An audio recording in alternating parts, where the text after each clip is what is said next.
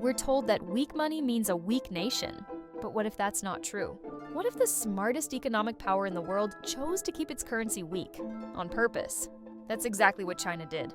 While the West chased strong currencies and rising exchange rates, China quietly built a manufacturing empire by making the yuan cheaper on global markets. A weak yuan meant cheaper exports, booming factories, and millions of jobs, all while foreign money flowed in.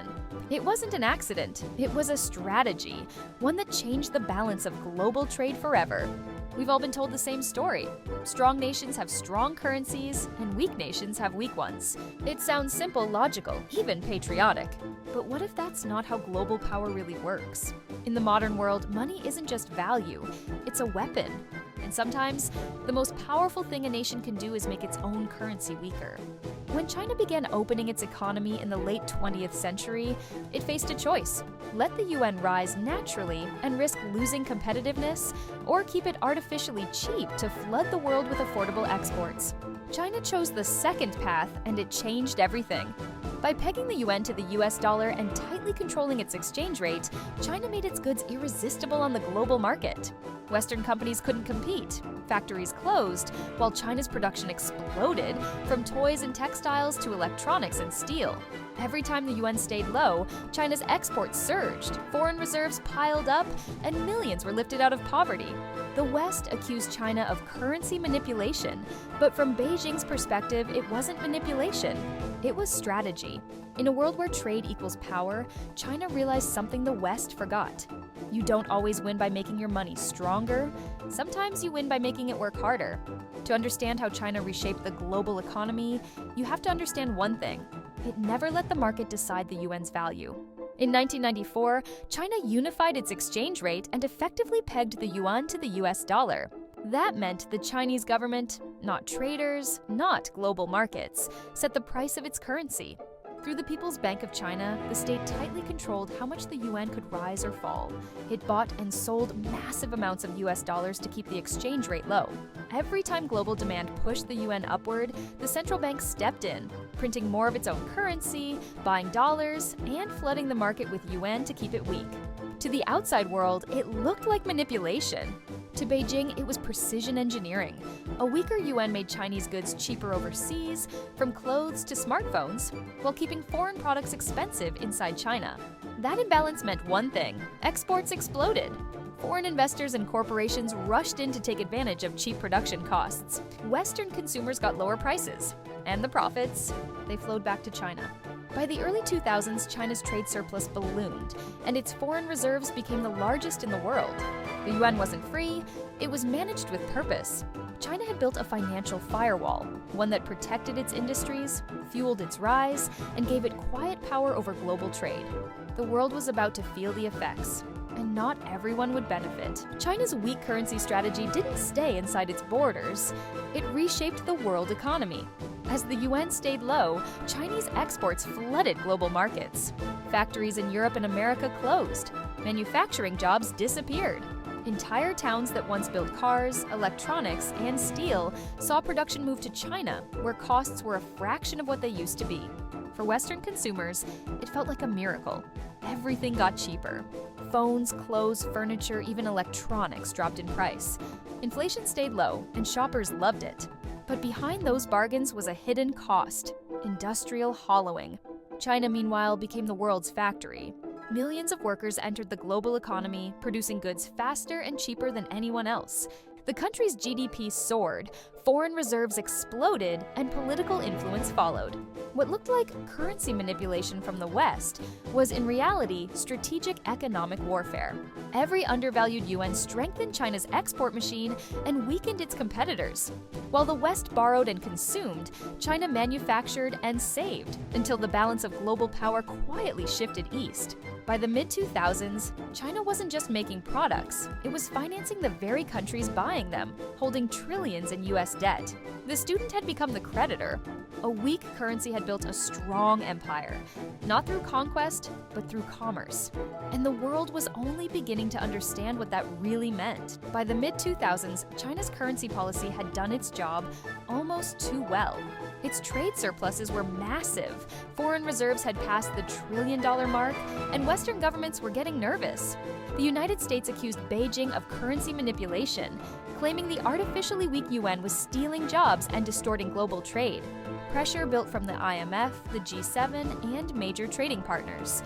Behind closed doors, diplomats demanded change. China couldn't ignore it forever. In 2005, Beijing made its first major move. It loosened the peg to the dollar and allowed the yuan to appreciate gradually. But even this freedom came with tight control. The currency was still guided within a narrow band, moving only where the People's Bank of China allowed it to. As the yuan slowly climbed, China's leaders faced a delicate balance. They needed to appease the West without collapsing their export machine at home. Too much appreciation, and factories would shut down. Too little, and the world's biggest economies might retaliate with tariffs and sanctions. Still, China had already won the first battle. It had transformed from a poor, isolated country into a global powerhouse, using a currency most people outside the country couldn't even freely trade. The yuan's rise symbolized something greater. China was no longer playing catch-up. It was now a force powerful enough to shape the rules, not just follow them. But global finance never stands still. The next chapter of China's currency story wouldn't be about weakness or control. It would be about influence. By the 2010s, China had achieved what once seemed impossible. It had lifted hundreds of millions out of poverty, built the world's second-largest economy, and become the manufacturing heart of the planet. But Beijing's ambitions were no longer just about exports, they were about power. The yuan, once deliberately weakened, became the foundation for a new kind of influence. Through the Belt and Road Initiative, China began lending billions to developing nations to build roads, ports, and infrastructure. And it didn't use dollars. It used yuan. Each loan, each project, quietly expanded the currency's reach. At the same time, China launched the digital yuan, the first major central bank digital currency, giving it a tool to bypass the global banking system dominated by the West. No SWIFT codes, no dollar intermediaries, just direct control. The yuan was no longer just about cheap exports, it was about creating an alternative financial world, one where China didn't need permission from anyone. Today, the yuan is part of IMF's special drawing rights, traded by major central banks and increasingly used in global trade deals. It's still tightly managed, but now that control serves a new goal: to challenge the dollar's dominance. The weak currency that once built an empire of exports is now building an empire of influence. And for the first time in modern history, the West can't ignore it. Every strategy comes with a cost, and China's currency play is no exception. For decades, keeping the yuan under control helped China rise. But what once gave it power could now become a trap. By tightly managing its exchange rate, China insulated itself from market shocks, but also created dangerous imbalances. Local governments and state-owned companies took on massive debt, betting that Beijing would always keep growth stable. The result? A fragile system where small economic tremors can ripple across the entire country. China's real estate crisis, from Evergrande to empty ghost cities, exposed how much of its growth was built on credit, not demand. And as exports slow and global pressure mounts, China faces a dilemma. Does it loosen control and risk instability, or tighten control and choke off innovation? Meanwhile, other nations have started to push back. The US, Europe, and allies now view China's monetary policy as a tool of economic dominance. Sanctions, tariffs, and trade barriers are slowly boxing Beijing in. And the biggest threat of all? Trust. If investors and trading partners lose faith in China's ability to manage its economy transparently, the yuan's global ambitions could stall, or even collapse. What began as a strategy for survival has become a delicate balancing act. Control has given China strength, but too much control can crush what it built. The question now isn't how China keeps the yuan weak, it's whether it can keep the system from breaking. China's story isn't just about money, it's about power, control, and timing. While other nations fought for stronger currencies and global approval, China played the long game, using weakness as a weapon. It turned the yuan into a tool that built factories, created jobs, and reshaped world trade.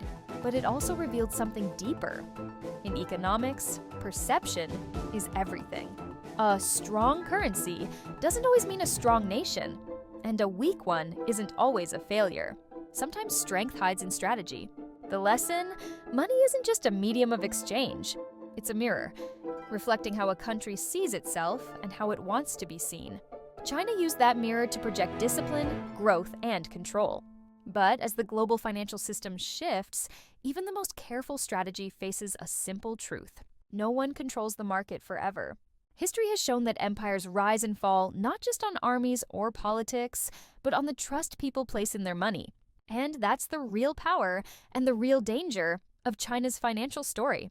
If you've enjoyed uncovering the strategy behind China's currency rise, make sure to like, subscribe, and turn on notifications for more deep dives into the financial stories that shaped our world. Because the next great economic lesson might already be unfolding.